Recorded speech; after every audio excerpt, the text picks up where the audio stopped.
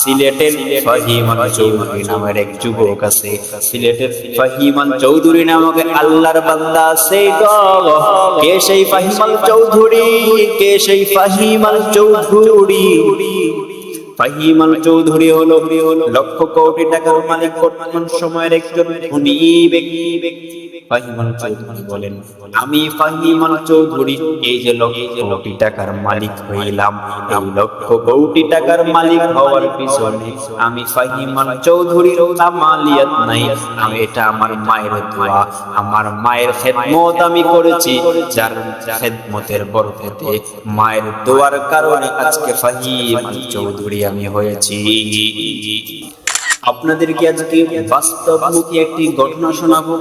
বর্তমান সময়েও কেমন হয়, পিতামাতার খেদমত করলে যে কি ফায়দা হয় রে বাবা। আমরা সবসময় জানি, সবসময় শুনেছি যে মা বাবার খেদমত করলে, মা বাবার সেবা করলে আল্লাহ রাব্বুল আলামিন ওই বান্দার জিন্দেগিতে রহমত আর বরকত দিয়ে ভরে দেয়। কিন্তু কখনো আমরা সেটা হয়তোবা শুনেছি, কিন্তু সরাসরি দেখেছি অনেকে হয়তোবা কম। কিন্তু বর্তমান সময়ের একটি ঘটনা, তোমরা সব সময় আগের ঘটনা শুনেছ, আগের ঘটনাগুলো শুনেছ, যেমন বাইজিদ বুস্তামির ঘটনা শুনেছ। কিন্তু বর্তমান সময়ের ঘটনা, সিলেটের ফাহিমান চৌধুরী নামের এক যুবক আছে। সিলেটের ফাহিমান চৌধুরী নামক আল্লাহর বান্দা আছে গো। কে সেই ফাহিমান চৌধুরী? কে সেই ফাহিমান চৌধুরী? ফাহিমান চৌধুরী হলো লক্ষ কোটি টাকার মালিক, বর্তমান সময়ের একজন ধনী ব্যক্তি।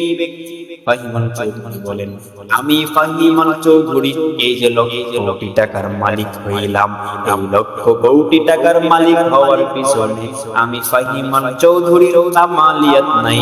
আমি এটা আমার মায়ের দোয়া, আমার মায়ের খেদমত আমি করেছি, যার খেদমতের বরকতে মায়ের দোয়ার কারণে আজকে ফাহিমান চৌধুরী আমি হয়েছি। কি সেই গল্প, কি সেই কারণ, কি সেই খেদমত? বলে আমার মা একটা সময় অসুস্থ হয়ে পড়ল। অসুস্থ এমন পর্যায়ে চলে গেল, আমার মায়ের চিকিৎসা করানোর জন্য আমার টাকা পয়সা, বাড়ি গাড়ি বিক্রি করে ফেললাম। করতে করতে করতে করতে সব একেবারে প্রায় শেষ হয়ে গেছে। আল্লাহর হুকুম হলো আমার মাও দুনিয়া থেকে চলে গেল। তবে আমার মায়ের দুনিয়া থাকা অবস্থায় আমার এই খেদমত মা যখন শুনছে যে আমার সম্পদ একেবারে শেষের দিকে, আমার মা আমার জন্য দোয়া করেছে, সেই দোয়ার ফয়েজ ও বরকতে আজকে আমি ফাহিমান চৌধুরী এত টাকার মালিক হয়েছি। শুধু তাই নয়, আমি ফাহিমান চৌধুরী এখন যেটার মধ্যে হাঁটতেই সে এই বাক্যটা বলছে যে সোনা হয়ে যায়। সুবহানাল্লাহি ওয়া বিহামদিহি। তাইলে দেখো মায়ের খেদমতের বরকতে আল্লাহ রাব্বুল আলামিন মানুষকে কত দামি বানায়া দেয়। কাবা শরীফের ইমাম শেখ আব্দুর রহমান আস-সুদাইসি, যিনি কাবা শরীফের ইমাম হয়েছেন গো, তার গল্পটাও যদি তোমরা শোনো, তিনিও তার মায়ের দোয়ার বরকতেই হয়েছেন। একবার কাবা শরীফের সামনে তার মা তাকে নিয়ে ওই জায়গায় গেল, যাওয়ার পরে একটা জায়গায় রাইখা আব্দুর রহমান আস-সুদাইসি কাবা শরীফের ইমাম তাওয়াফ করতেছে। হঠাৎ করে দেখে আব্দুর রহমান নাই। কিরে আব্দুর রহমান কই গেল? খুঁজতে খুঁজতে খুঁজতে খুঁজতে যায় দেখে কাবার সামনে। কিরে আব্দুর রহমান, তুমি এইখানে কেন আসলা? এইটা তো দামি ঘর, এইটা তো দুনিয়ার সাধারণ ঘর নয়, তুমি এটার দাম আর মর্যাদা বুঝবে না।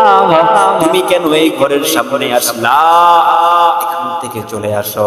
আবার পাশে বসাইয়া মা তাওয়াফ করলেন। একটু পরে দেখে আবার দুই একবার এমন হইল।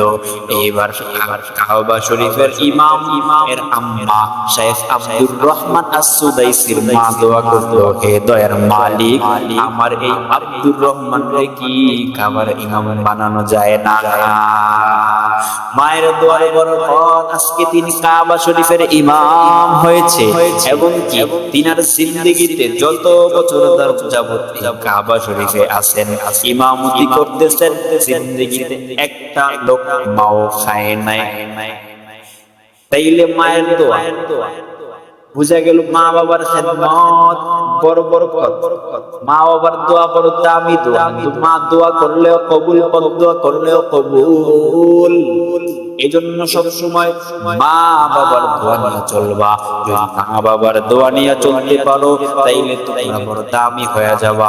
হতে হবে আলেম কোনো কথা নয়, হতে হবে মাওলানা মুফতি হতে হবে কোনো কথা নয়, তবে আদবে ভালো হও। যাকে দেখলে মানুষ সম্মান করে, অনেক মানুষের টাকা আছে পয়সা আছে, হয়তো সামনে সম্মান করে কিন্তু পিছনে পিছনে তার গুণগান করে না, বদনাম করে বেড়ায়। অনেক মানুষ গরিব মানুষ, টাকা নাই পয়সা নাই, টাকাও নাই পয়সাও নাই, কিন্তু মানুষ তার খুব সম্মান করে, বলে লোকটা খুব ভালো। নিশ্চিত তার পিছনে কোনো কারণ আছে। এই জন্য আদব ওয়ালা হও, মা বাবার প্রতি খেদমত করো, মা বাবার প্রতি সম্মান করো, বড়দেরকে স্নেহ করো। একবার দুনিয়াতেও কামিয়াব, আখিরাতেও কামিয়াব হয়ে যাওয়া। যদি দুনিয়াতে এবং আখিরাতে সফল কাম হতে চাও তাইলে পিতা মাতার খেদমতের বিকল্প কিছু নাই। বড়দেরকে সম্মান, ছোটদেরকে স্নেহ করে চলবা, তাইলে দামি হয়ে যাবা। মানুষ তোমারে ভালোবাসবে, ভালো বলবে। সব সময় মায়ের কাছ থেকে দোয়া নিবা, আম্মা আপনি আমার জন্য দোয়া করেন। পৃথিবীর সমস্ত মানুষের দোয়া একদিকে, মায়ের দোয়া একদিকে। আব্বারে বলবা দোয়া করেন। আপনারা যখন যায় না মাঝে বসে আমার জন্য দোয়া করবে, আমি ওই দিক দিয়ে পড়ালেখার জন্য চেষ্টা করব, আমি আমার কাজের জন্য চেষ্টা করব, আমি আমার সফলতার জন্য চেষ্টা করব। যখন আপনারা দোয়া করবেন, আপনাদের দোয়ার ফয়েজ বরকতে আল্লাহ রাব্বুল আলামিন আমারে সফল কাম হিসেবে কবুল করে নিবে। এজন্য বেশি বেশি দোয়া আল্লাহ তাআলা। এই জন্যই পিতা মাতার খেদমত একেবারে আল্লাহ তাআলা পবিত্র কোরআনুল কারীমে পিতা মাতার খেদমত সম্পর্কে, তার খেদমত অর্থাৎ আল্লাহ তাআলার ইবাদতের পরে একটা আয়াত দিয়েছে, যে আয়াতে প্রথমে আল্লাহ তাআলা তিনার খেদমত, তিনার ইবাদতের কথা বলছেন। দুই নাম্বার বলছেন মা বাবার খেদমত। আল্লাহ রাব্বুল আলামিন পবিত্র কোরআনুল কারীমে বলেন, ওয়া ক্বাদা রাব্বুকা আল্লা তা'বুদু ইল্লা ইয়্যাহু ওয়া বিল ওয়ালিদাইনি ইহসানা। আল্লাহ রাব্বুল আলামিন বলেন, বান্দা তুমি আমি রবের গোলামি করবা, আমি আল্লাহ তাআলার ইবাদত করবা, আমি মালিকের কদমে সিজদা দিবা। আমি মালিকের গোলাম, ইবাদতের পর তোমার উপর সবচেয়ে বড় ইবাদত হইল, বড় কাজ হইল, বড় দায়িত্ব হইল তোমার মা বাবার খেদমত করা। এজন্য তাই কোরআন আয়াত থেকে আমরা বুঝতে পারলাম আমাদের জন্য সবচেয়ে দামি কাজ হইল, ইবাদত হইল আল্লাহ তাআলার ইবাদতের পর মা বাবার খেদমত। নবীজি সাল্লাল্লাহু আলাইহি ওয়াসাল্লামের অসংখ্য হাদিস দ্বারা প্রমাণিত যে পিতা মাতার খেদমতের চাইতে দামি কিছু নাই। আর পিতা মাতার খেদমত তোমার করতেই হবে, কারণ আল্লাহর নবী বলেন, হুমা জান্নাতুকা ওয়া নারুকা, তারাই তোমার জন্য জান্নাত এবং তারাই তোমার জন্য জাহান্নাম। নবী আরো বলেন, তোমার আম্মা যদি তোমার সন্তুষ্ট, তোমার আল্লাহ সন্তুষ্ট, তোমার আল্লাহ সন্তুষ্ট